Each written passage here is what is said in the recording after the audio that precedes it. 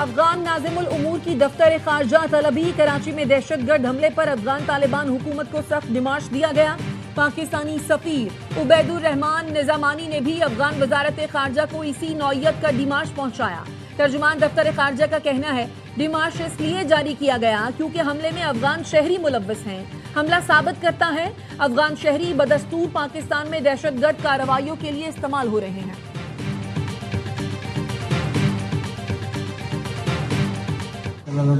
عثمان علی وما جماعت الاحرار سره ما سره زمانه علاوه درې نور کسانو، یو عبدالهادي یو چې دی هغه جانان نومیدو او یو چې دی عمر فاروق نومیدو. عبدالهادي هغه دی اوس تصویر راوخود مړ شوی دی، جانان چې هغه بمې والوزول، هغه عمر فاروق دننه او بې معنی جدا شو۔ کراچی میں رینجرز کیمپ پر بزدلانہ حملے میں ملوث کالعدم جماعت الاحرار کے پس پردہ افغان طالبان رجیم کے شواہد سامنے آ گئے۔ گرفتار افغان دہشت گرد عثمان علی کا اعترافی بیان۔ ویڈیو بیان میں گرفتار دہشت گرد نے بتایا وہ افغانستان کے علاقے جلال آباد سے آیا۔ 3 اور ساتھی عبدالہادی، جانان اور عمر فاروق بھی ساتھ تھے۔ دہشت گرد عبدالہادی مارا جا چکا۔ دہشت گرد جانان نے پاکستان رینجرز کے کیمپ پر بم پھینکا۔ باجوڑ کے رہائشی عبدالہادی کے پاس ہم لوگ 7 دن پہلے آئے، ہمیں زیر تعمیر بلڈنگ میں رکھا گیا تھا۔ اسلحہ عبدالہادی وزیرستان سے لایا تھا۔ ہم سب کو افغانستان میں تربیت دی گئی تھی۔ فوج اور رینجرز کا فرق ہمیں معلوم نہیں تھا، یہاں آ کر رینجرز سے واقف ہوئے، ہمیں بتایا گیا تھا یہ سب کافر ہیں۔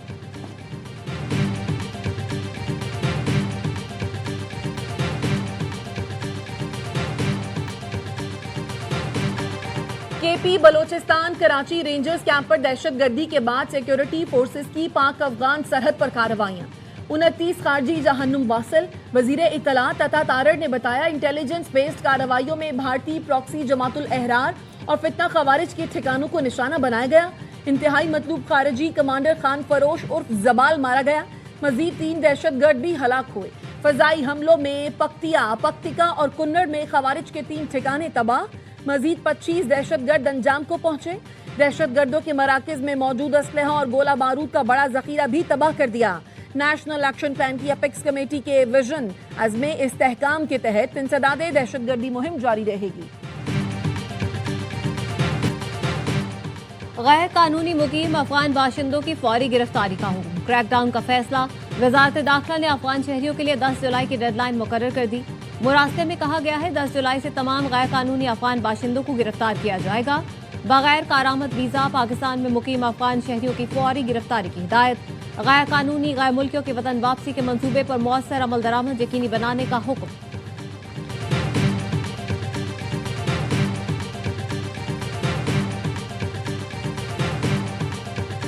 تو اعلان کر چکے ہیں کہ جو ہمارے پانی پہ ہاتھ ڈالے گا ہم وہ ہاتھ ہی کاٹ دیں گے۔ 2 مرتبہ 1-1.5 سال میں دکھا چکے ہیں کہ اگر کسی نے ہاتھ ڈالا تو ہم ہاتھ کاٹ دیں گے۔ مودی پاکستان میں آبی دہشت گردی کرنا چاہتا ہے، جو ہمارے پانی پر ہاتھ ڈالے گا اس کا ہاتھ کاٹ دیں گے۔ وفاقی وزیر مصدق ملک کی وزیر اطلاعات کے ساتھ پریس کانفرنس۔ کہا پاکستان واضح کر چکا ہے وہ اپنے حصے کے پانی پر کوئی سمجھوتا نہیں کرے گا۔ کل سیمینار میں ہم دنیا کے سامنے اپنا مقدمہ پیش کریں گے۔ وزیر اطلاعات عطا تارڑ نے کہا پانی ہماری لائف لائن بھی ہے اور ریڈ لائن بھی۔ عالمی قوانین کے تحت سنتاس معاہدے کو بھارت ختم نہیں کر سکتا۔ سنتاس معاہدے پر پاکستان کے موقف کو پوری دنیا مانتی ہے۔ بھارت کے موقف کو کسی بھی فورم پر پذیرائی نہیں ملی۔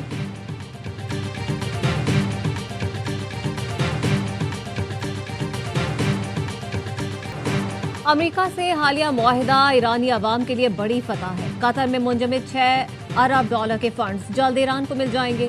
ایرانی صدر مسعود پیزشکیان کہتے ہیں معاہدے کے فریم ورک کے تحت ایران کے تیل اور پیٹرو کیمیکل سیکٹر پر عائد پابندیاں ختم ہو گئیں۔ آیت اللہ علی خامنائی کے اعلان کے مطابق ایران جوہری ہتھیار بنانے کا خواہش مند نہیں۔ بین الاقوامی برادری کو یقین دلاتے ہیں جوہری سرگرمیاں طے شدہ پالیسیوں کے مطابق ہوں گی۔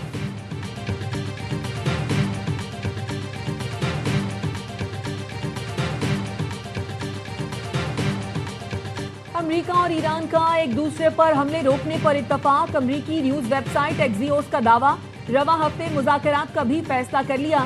ایکزیوس کا کہنا ہے امریکہ اور ایران آبنا ہرمز کا تنازع حل کرنے کے لیے کل قطر کے دارالحکومت دوحہ میں ملاقات کرنے پر راضی ہو گئے ہیں۔ وال اسٹریٹ جرنل کا کہنا ہے اتوار کو واشنگٹن اور تہران میں شیڈول مذاکرات معطل ہو گئے۔ تازہ حملوں اور آبنہ ہرمز میں کشیدگی کے باعث سوئٹزرلینڈ میں تکنیکی کمیٹیوں کے شیڈول مذاکرات معطل کر دیے گئے ہیں۔ حالیہ کشیدگی کے بعد بھی پاکستان کی ثالثی کے نتیجے میں ہی واشنگٹن اور تہران دوبارہ مذاکرات پر آمادہ ہوئے۔ امریکہ اور ایران کے درمیان تازہ جھڑپ بند کرانے میں بھی پاکستان نے کردار ادا کیا۔ عمان میں سابق امریکی سفیر رچرڈ شرمر کہتے ہیں پاکستان اور قطر نے امریکہ اور ایران کو دوبارہ حملے روکنے پر آمادہ کیا۔ توقع ہے منگل کو دوحہ میں مذاکرات میں پاکستان اور قطر بطور ثالث شریک ہوں گے۔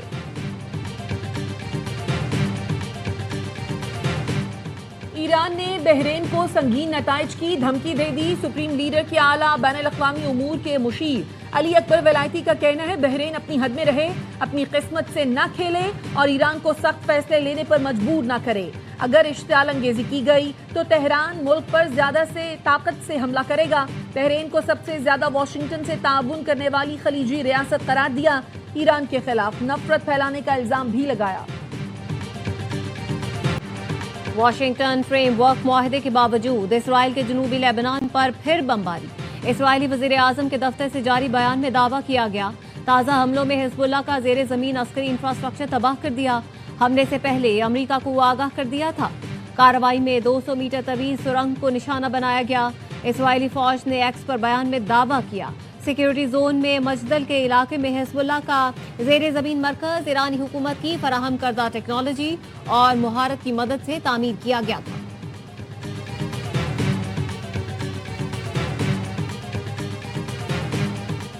سپریم کورٹ آزاد کشمیر نے پی ٹی آئی کی عبوری رجسٹریشن کا فیصلہ معطل کر دیا۔ چیف جسٹس سعید اکرم راجہ کی سربراہی میں سپریم کورٹ کا فل بینچ تشکیل۔ پی ٹی آئی عبوری رجسٹریشن کیس کی سماعت 2 جولائی کو ہوگی۔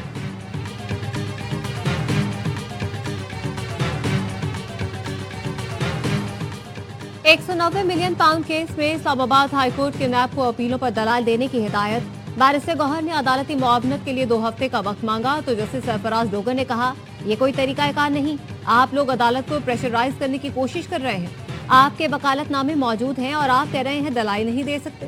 وکیل لطیف کھوسا نے کہا بانی پی ٹی آئی اور اہلیہ سے ملاقات کر لوں، 2 ہفتے کا وقت دے دیں۔ عدالت نے سردار لطیف کی جانب سے انڈرٹیکنگ عدالتی آرڈر میں لکھ دی تاکہ 2 ہفتے میں بانی سے مل کر آئندہ سماعت پر دلائل دیں۔ اسلام آباد ہائی کورٹ نے بانی پی ٹی آئی اور بشرا بی بی کی قید تنہائی کے خلاف درخواستوں کے قابل سماعت ہونے پر اعتراض دور کر دیے۔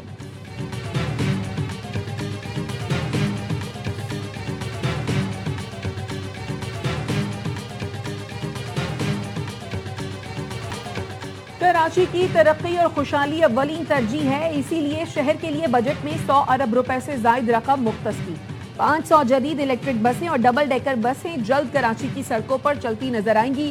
سندھ کے سینئر وزیر شرجیل میمن کا کہنا ہے روزگار کے نئے مواقع پیدا کرنا سندھ حکومت کی معاشی حکمت عملی کا اہم ستون ہے، لیکن کچھ عناصر سیاسی مقاصد کے لیے کراچی اور سندھ کا منفی تاثر پیش کرنے کی کوشش کرتے ہیں۔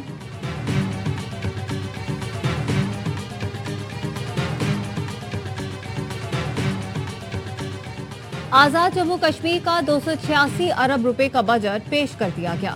وزیر خزانہ چودھری قاسم مجید نے بجٹ منظوری کے لیے قانون ساز اسمبلی میں پیش کیا۔ غیر ترقیاتی اخراجات کے لیے 2 خرب 50 ارب روپے مختص، ترقیاتی اخراجات کا تخمینہ 36 ارب روپے، سول ڈیفنس ڈیزاسٹر مینجمنٹ کے لیے 10 کروڑ روپے رکھے گئے ہیں، ترقیاتی ادارہ جات کے لیے 19 کروڑ اور تعلیم کے لیے 3 ارب روپے مختص، توانائی اور آبی وسائل کے لیے 3 ارب اور مواصلات کے لیے 14 ارب روپے رکھے گئے ہیں۔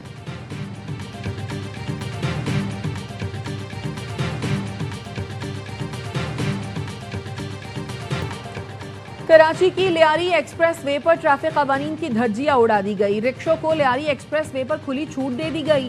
سہراب گوٹ سے لیاری ایکسپریس وے پر آنے والا رکشہ ٹول ٹیکس دیے بغیر گزر گیا۔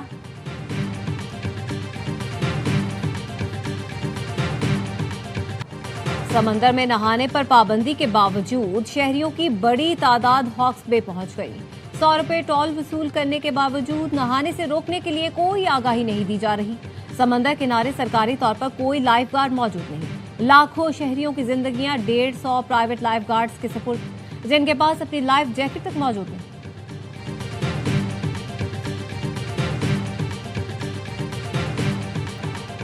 یورپ میں شدید گرمی کی لہر، ایک ہفتے میں 1300 افراد لقمہ اجل بن گئے۔ فرانس میں شدید گرمی کے باعث عوامی تقریبات منسوخ۔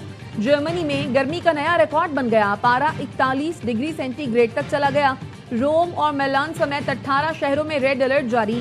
عالمی ادارہ صحت کے مطابق یورپ میں گرمی سے اب تک 1300 اموات رپورٹ ہو چکی ہیں۔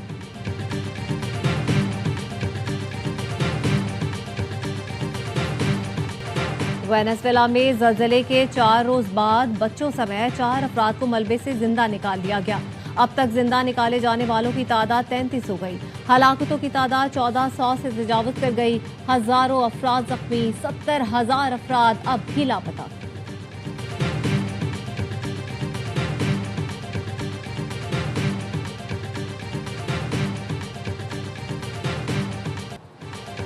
سونے اور چاندی کی قیمتوں میں کمی، فی تولہ سونا 2300 روپے کم ہو کر 4,28,936 روپے کا ہو گیا۔ عالمی مارکیٹ میں فی آؤنس سونا $23 کمی سے $4,065 پر آ گیا۔ فی تولہ چاندی 69 روپے کمی سے 6,324 روپے کی ہو گئی۔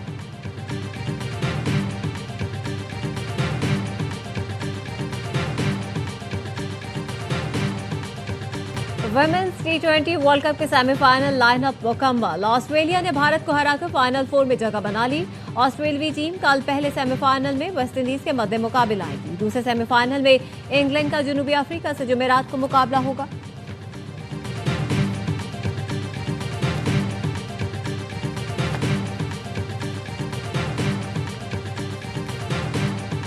اور پاکستان کے لیجنڈ اداکار شکیل کو مداحوں سے بچھڑے 3 برس بیت گئے۔ اداکار شکیل نے انکل عرفی، انکہی اور آنگن ٹیڑھا سمیت متعدد ٹی وی ڈراموں میں ناقابل فراموش کردار ادا کیے۔ فن اداکاری کے لیے خدمات کے اعتراف میں انہیں پرائڈ آف پرفارمنس اور ستارہ امتیاز سے نوازا گیا تھا۔